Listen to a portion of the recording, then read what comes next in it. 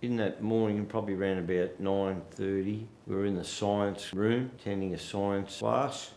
It was easy to be distracted because you could look out over the playing fields, and I'm not sure who, but someone spotted something quite unusual in the sky.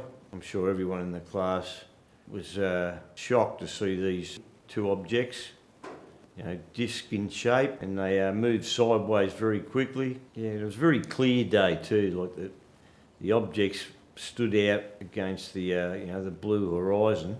The teacher, Mr. Greenwood, got quite animated and said, we're doing science, we should go out and investigate it.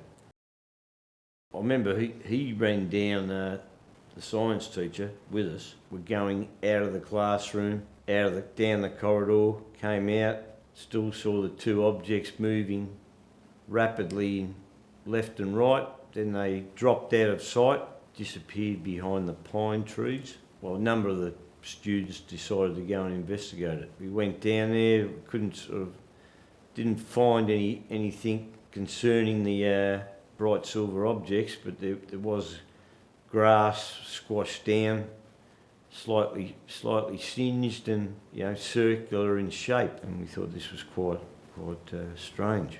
There was probably 25 kids down there, all quite excitable. But when you had to go into that area, you got in amongst the large trees, so if something ascended, quite easily not see it once you're in the wooded area. We sort of investigated and then thought, well, we can't see anything. No, they've gone. The headmaster of the school at assembly and advised you were not to go out and talk to the press, which I think most people didn't have any intention because they didn't see anything. It was only a small minority, but a couple of the girls, they went out and spoke to the press and got suspended. As time went on, it was only in the Dandenong Journal was the only paper that printed anything. It's a much smaller area these days. It's an actual park, but it was just vacant land. But the military cordoned the area off that evening, and I think for some days you couldn't enter the area.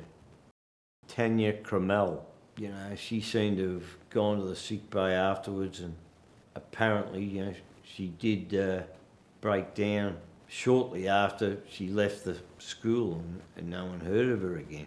She was very highly strung, very talkative, very active, and she was very outgoing. And I recalled her name. I couldn't understand how no one else knew it, and it seemed to have sparked other memories for other people. No one seems to know what happened to her.